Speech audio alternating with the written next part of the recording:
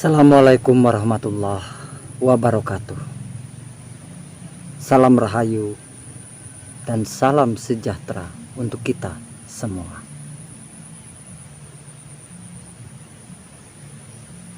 Kita pasti sudah tahu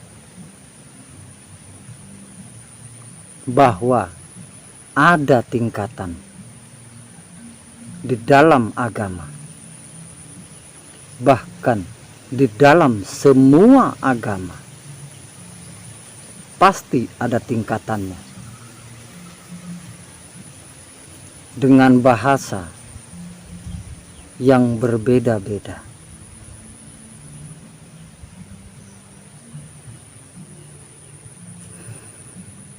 Misalnya, di dalam pengetahuan kita orang Islam ada tingkatan. Di dalam yakin, yang pertama ada yakin, ada ainul yakin, dan ada hakul yakin.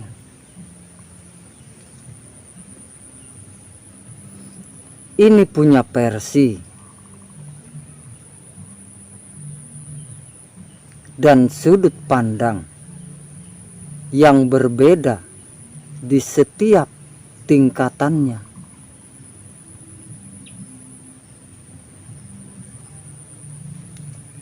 Ketika kita bicara yakin,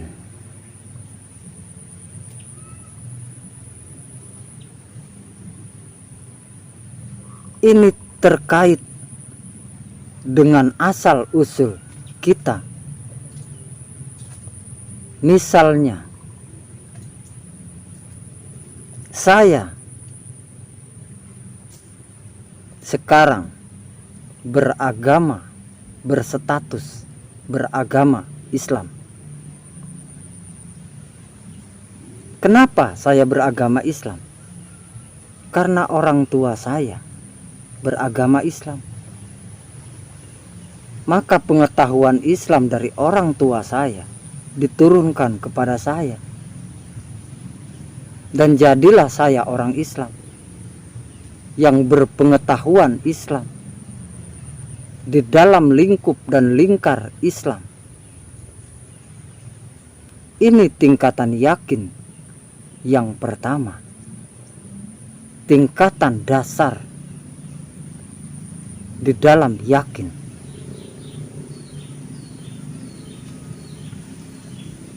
Karena yakin saya itu karena orang tua saya yang menanamkan keyakinan kepada diri saya.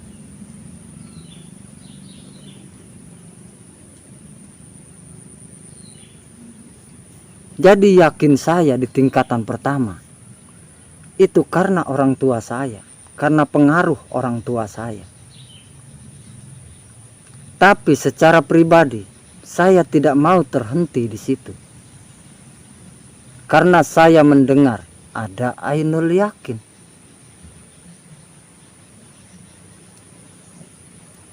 Jadi setelah saya mendengar dari orang tua saya, dari guru-guru saya melanjutkan ke tingkatan ainul yakin. Ternyata di tingkatan ainul yakin itu mengupas hadis dan dalil tentang hadis dan dalil.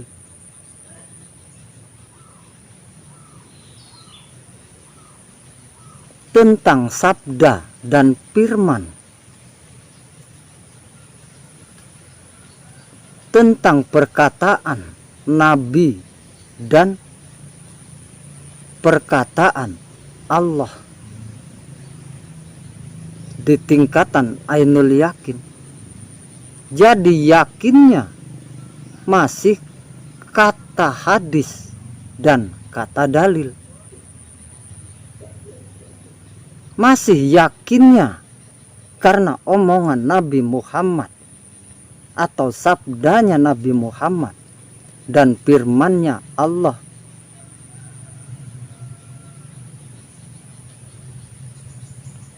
di tingkatan tersebut. Yakinnya karena itu. Lalu saya mendengar setelah ainul yakin ada hakul yakin. Dan saya pun bergegas berjalan mencari apa hakul yakin tersebut.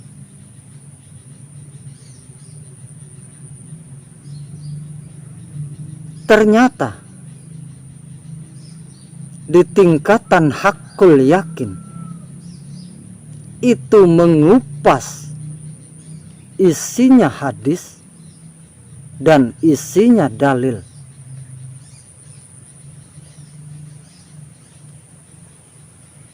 Berbeda.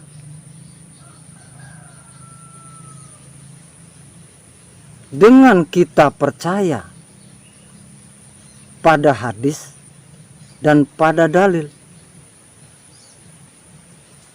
Berbeda. Setelah kita percaya,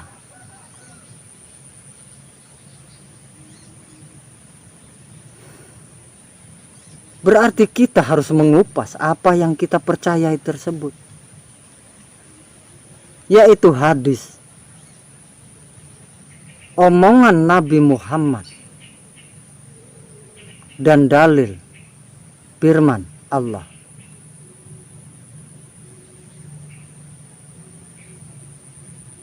Apa yang dimaksudkan di dalam hadis dan dalil tersebut?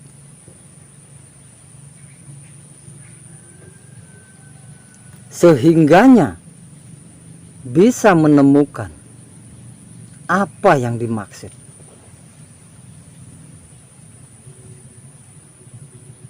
Di dalam hadis dan dalil tersebut.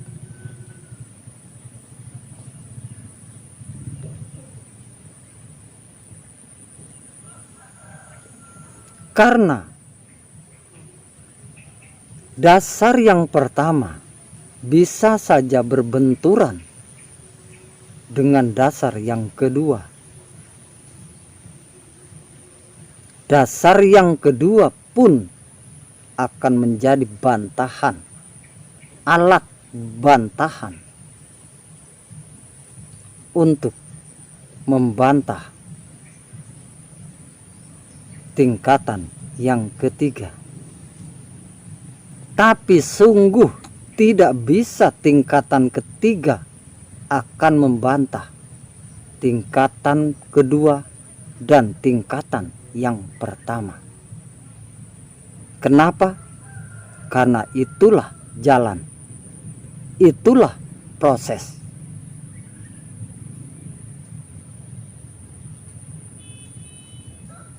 Karena di tingkatan hakul yakin tidak lagi berproses. Dia sudah melalui dua tingkatan tersebut.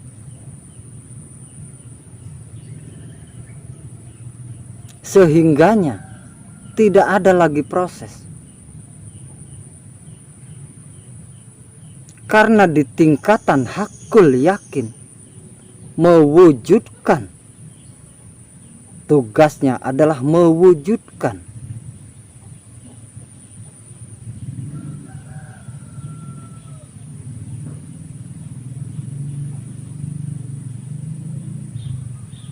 Mewujudkan seluruh pengetahuan yang berdasar dari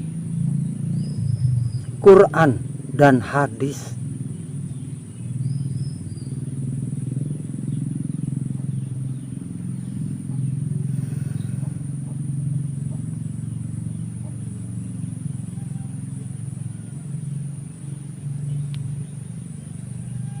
Ketika kita bicara tentang hakul yakin, tidak akan ada pembantahan.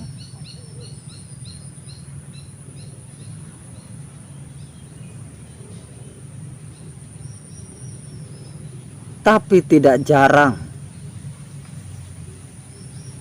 di tingkatan sebelum hakul yakin itu menjadi bahan untuk berbantahan. Kenapa? Karena dia masih terbelenggu.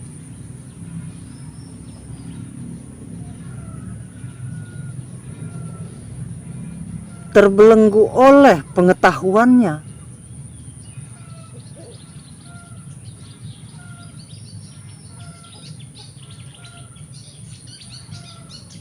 Ini loh hadisnya, ini loh dalilnya, ini loh inilah itulah.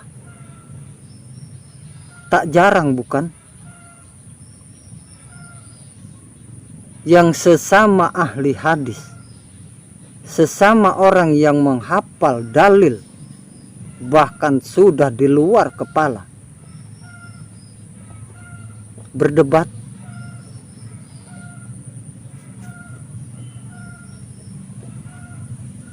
Padahal dalilnya sama, hadisnya sama. Kenapa itu terjadi? Karena mereka masih terbelenggu, saudara dan saudariku. Terbelenggu oleh apa? Oleh egonya masing-masing yang merasa paling benar.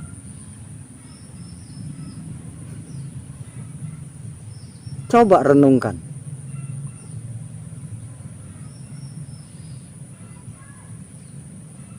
Sangat tidak jarang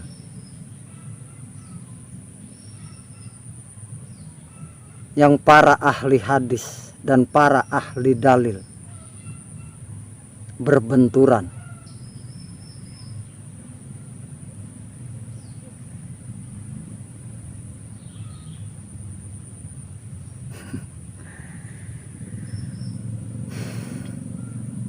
Tapi itu pun tidak salah.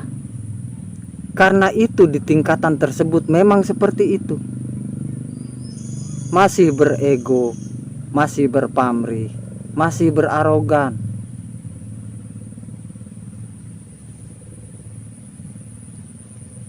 Karena apa? Karena di tingkatan tersebut merasa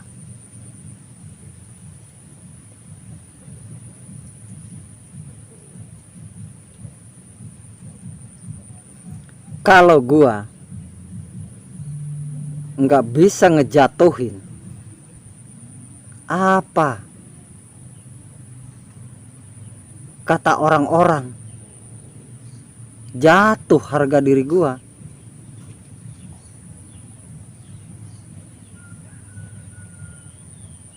Itu yang terjadi.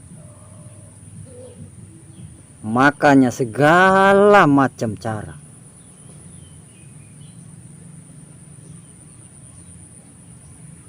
segala macam hadis dan dalil dikeluarkan. Tujuannya untuk apa? Untuk menunjukkan dirinya bahwa aku lebih hebat daripada yang lain. Begitupun sebaliknya. Ini kan miris.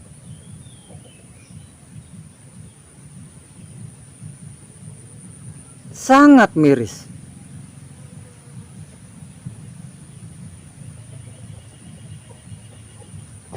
Salah? Tidak. Benar?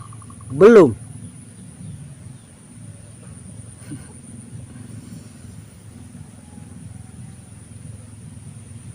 Karena kebenaran yang sebenar-benarnya benar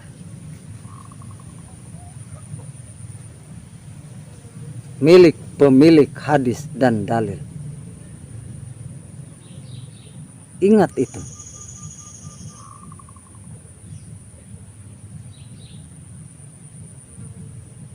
Yang sebenar-benarnya benar adalah itu.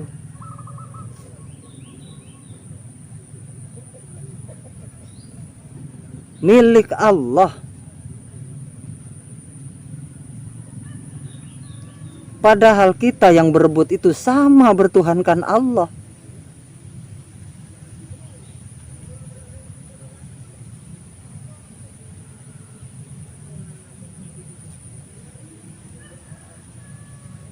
Coba kita diam setelah kita hafal dalil, hafal hadis.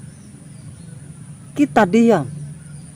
Dalam arti diam, kita merenungkan apa yang dimaksud hadis tersebut, apa yang dimaksud dalil tersebut. Maka kita tidak akan sombong. Karena dalil dan hadis bukan untuk menghakimi orang lain,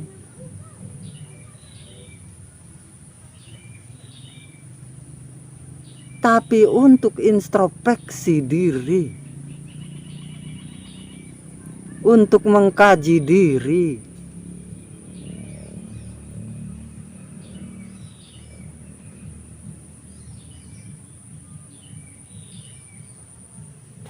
Karena itu semua tentang diri pada intinya.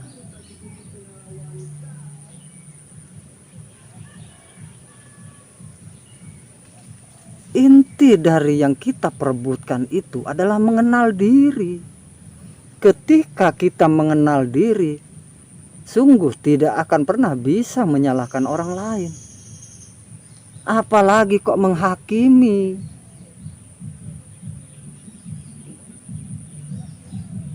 Sungguh tidak akan bisa. Karena sesungguhnya bukan untuk semua itu. Bukan. Untuk kita mengenal diri, supaya kita sadar diri, supaya kita tahu diri, supaya kita bisa menempatkan diri, dan akhirnya kita bisa menjaga diri.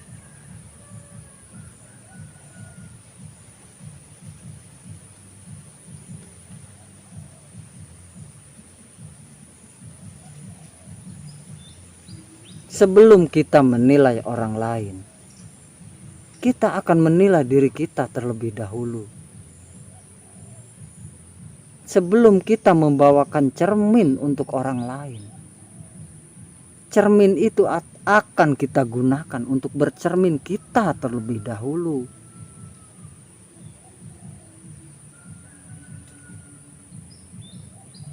Agar kita tahu diri kita.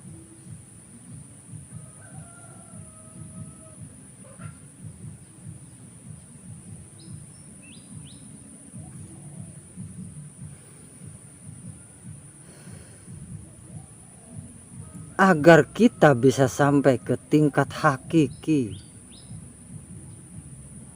kesejatian diri, saudara dan saudariku.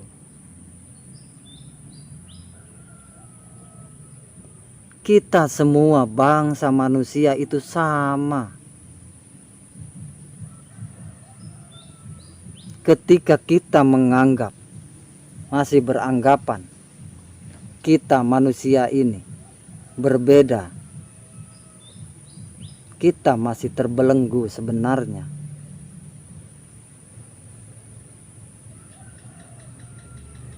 Maka lanjutkanlah, terus lanjutkan, agar kita bisa terlepas dari belenggu tersebut.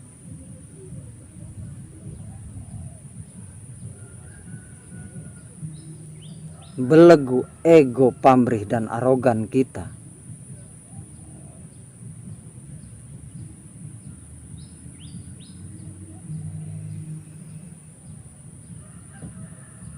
Inilah salah satu tingkat kerumitan di dalam kita bertuhan.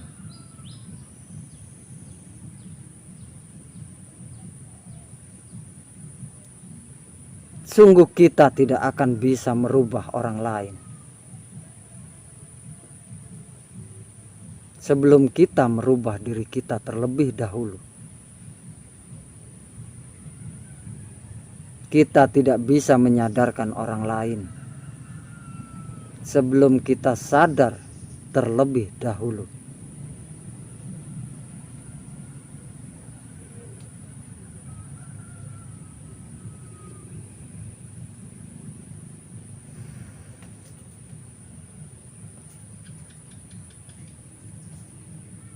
Agar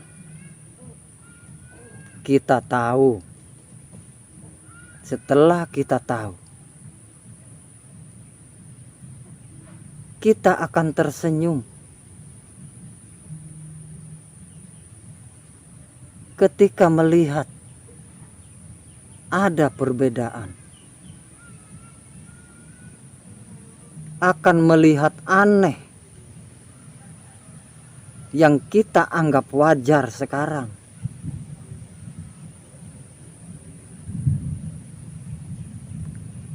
Ketika ada yang berebut benar, kita menganggap wajar. Di tingkatan kita sekarang ini. Tapi percayalah, ketika kita bisa terus melanjutkan sampai ke titik haknya kita, sungguh itu aneh.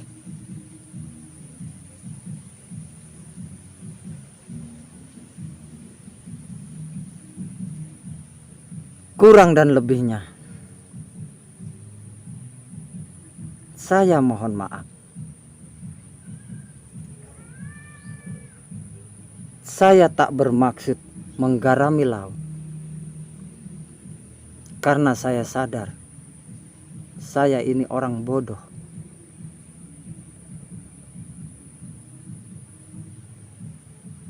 Jadi mohon maafkan jika ada kata-kata saya yang tidak berkenan di hati saudara dan saudariku semua. Wassalamualaikum warahmatullahi wabarakatuh. Salam rahayu, salam sejahtera, salam kebajikan untuk alam semesta dan seisinya. Terima kasih.